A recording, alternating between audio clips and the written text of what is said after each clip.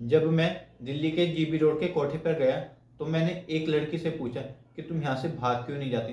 तो मुझे उस लड़की का जवाब आया, अगर यहाँ से कोई भागने की कोशिश करता है तो उसके प्राइवेट पार्ट में लाल मिर्च पाउडर डाल दिया जाता है, या फिर उसके प्राइवेट पार्ट को ब्लेड से काट दिया जाता है, या फिर उसको कई दिनों तक भूखा रखा जाता है।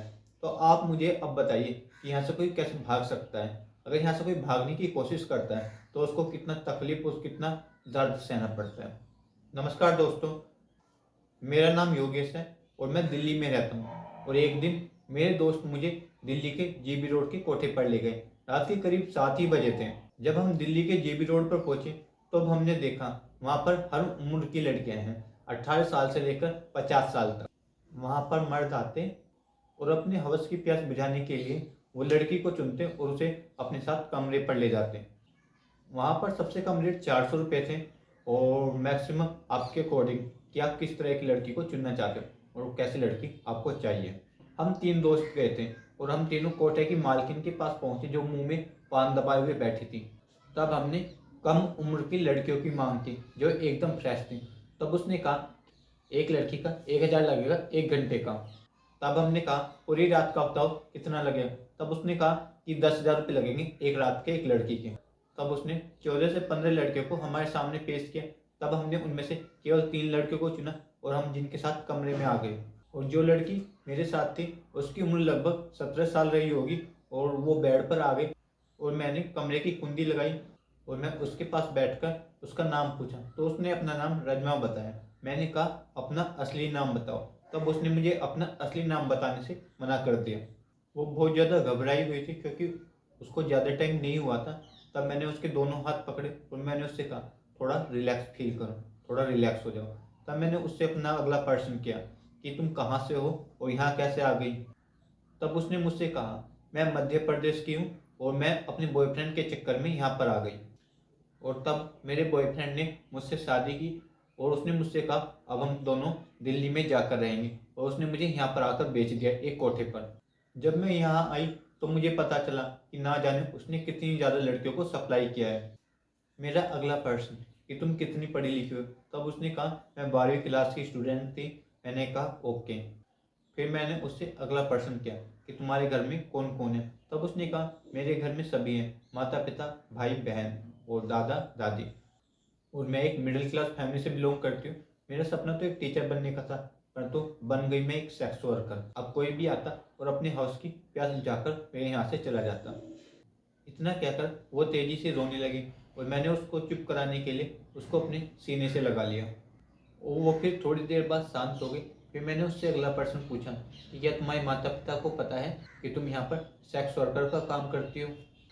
उसने कहा नहीं, मेरे माता पिता को मेरे परिवार को इस बारे में कुछ भी नहीं पता कि मैं एक सेक्स वर्कर का काम करती हूँ। मैंने उससे आगे पूछा क्या कभी तुम्हारी माता पिता से बात होती है। तब उसने कहा मेरी माता पिता से कोई बात नहीं होती।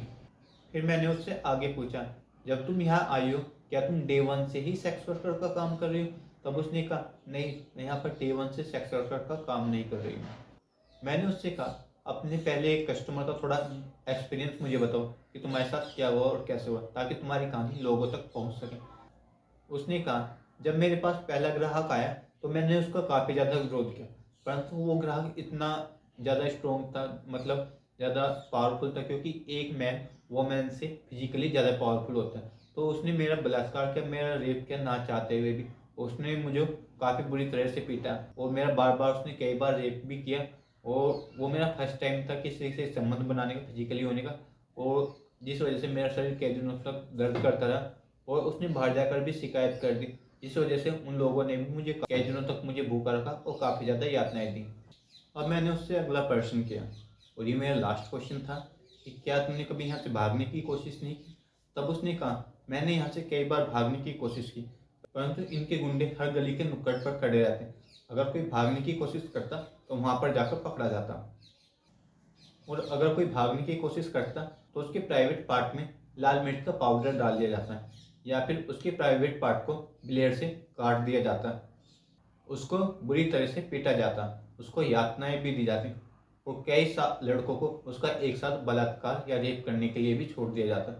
और इस दर्द से, इस मुश्किल से क्योंकि वो दर्द वो तकलीफ एक औरत ही समझ सकती है जब उसका साथ में कई लड़के रेप करते हैं, या फिर उसके प्राइवेट पार्ट को काट दिया जाए, या फिर उसके प्राइवेट पार्ट में लाल मिर्च का पाउडर डाल दिया जाए।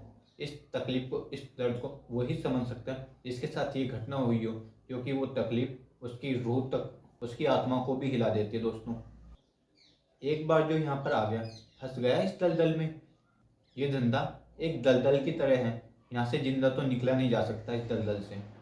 और अब मुझे खुद पर गुस्सा आता है कि उस जैसे लड़के के चक्कर में मैं कैसे आ गई, और हर रात ना जाने कितने लड़कों के साथ सोना पड़ता है पता नहीं। तो दोस्तों, ये थी एक सेक्स वर्कर की कहानी। अगर आप सभी भी मेरी इस वीडियो को देख रहे हैं, या कोई फीमेल देख रही है, या फिर कोई मेल देख रहा है जिसकी बहन है या फिर बेटी है, तो उनका थोड़ा सतर्क करें कि इस तरह के लड़कों से थोड़ा दूर रहें। वो आपका सौदा ना कर सकें, वो आपको बेच ना सकें, वो आपको इस दलदल में धक्का ना दे सकें दोस्तों। क्योंकि ये जो दलदल है सेक्स वर्कर की, सेक्स वर्कर का जो काम होता है, वो आपका सब कुछ तबाह कर देता है। वो आपके पास कुछ नहीं छोड़ता। ना तो आपका कोई रिश्तेदार होता है, ना परिवार होता है, ना आपका पति, ना बच्चे, आपका कुछ भी नहीं होता। तो दोस्तों, I hope you enjoy this video. If you enjoy this, please hits like and do subscribe to my channel. Love to all.